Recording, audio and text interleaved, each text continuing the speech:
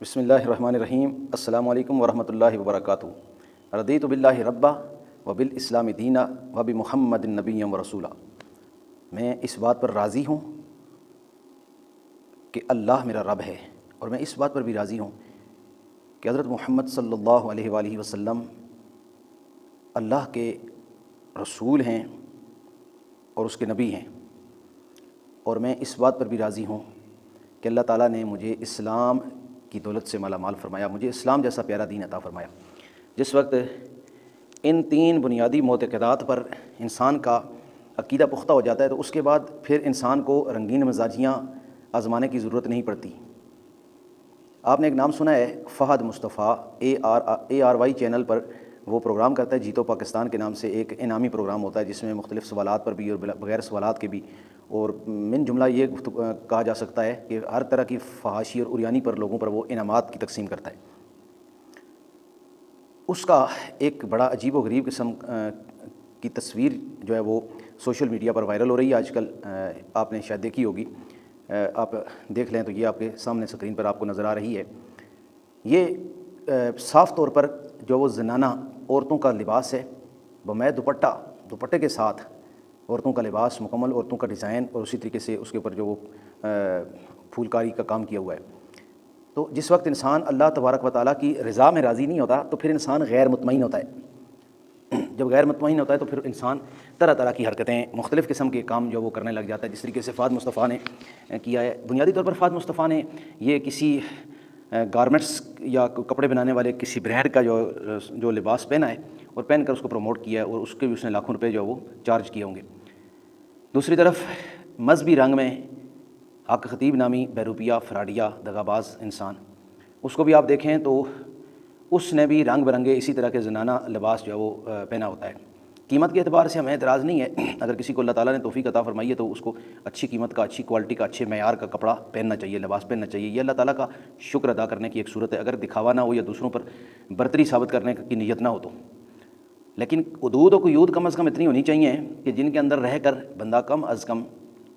اللہ تعالیٰ کی حدود کو نہ پامال کرے، نبی پاک صلی اللہ علیہ وسلم کی مقدس تعلیمات کو بندہ اوورٹیک نہ کر رہا ہو۔ وہاں پر وہ ایک دنیا دار، ایک لبرل، ایک فاشسٹ ذہنیت کا شخص فہد مصطفیٰ جو اپنے پروگرام میں اعلان کرتا ہے کہ مجھے ایک لڑکی چاہیے، تو اسی کی ذہنیت کی درجنوں لڑکیاں اٹھ کر کھڑی ہو جاتی ہیں، ان کو بائک پہ بٹھاتا ہے، ایک چکر لگاتا ہے اور بائک ان کے حوالے۔ اور دیوس یا دیوس جس کو لوگ پڑھتے ہیں، اس طرح کے جو ان کے خامند ہوتے ہیں وہ بھی سائڈ پہ بیٹھے ہوئے ہیں اور تالیاں بجا رہے ہوتے ہیں ساتھ۔ تو ہم کس سمت چل پڑے ہیں؟ جب فیشن ہمیں کہے کہ ہم نے بال بڑے رکھنے ہیں سر پہ، تو ہم بال بڑے بھی رکھ لیتے ہیں،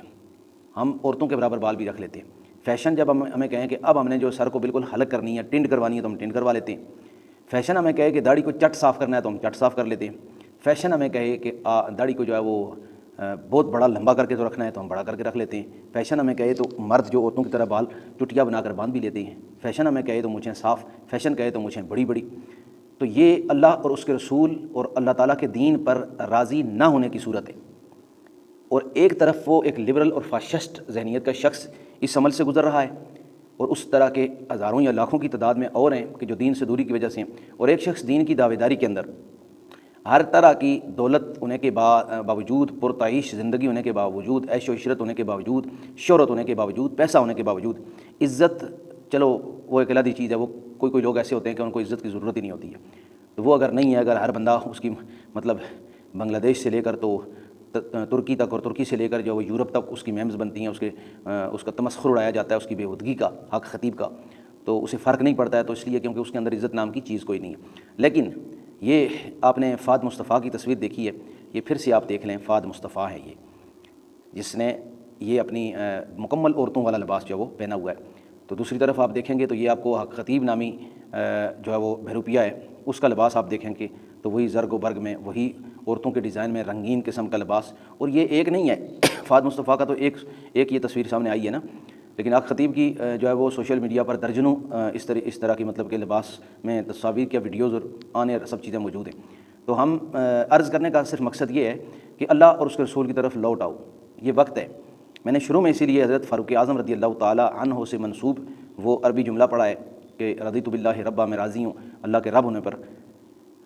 وبل اسلام دینہ، اور اسلام کے دین ہونے پر، وبی محمد نبی و رسول، اور حضرت محمد صلی اللہ علیہ وسلم کے نبی اور رسول ہونے پر راضی ہوں۔ میں نے یہ اس لیے شروع میں یہ جملہ پڑھا ہے کیونکہ حالات اس قدر نازک ہو چکے ہیں کہ اس طرح کی فحاشی اور عریانی میں اس وقت تک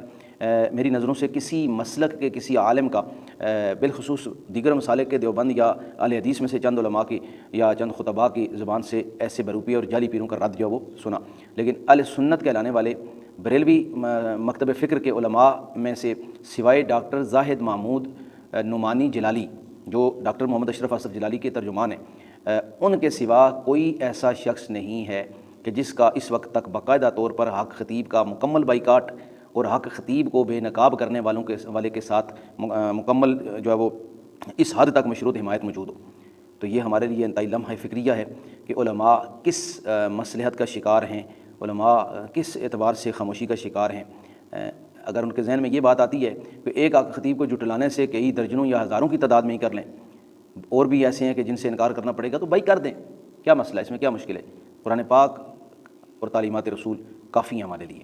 نبی پاک صلی اللہ علیہ وسلم کی تعلیمات، اور اکابرین امت کے اکابرین نے باقاعدہ طور پر ہمارے لیے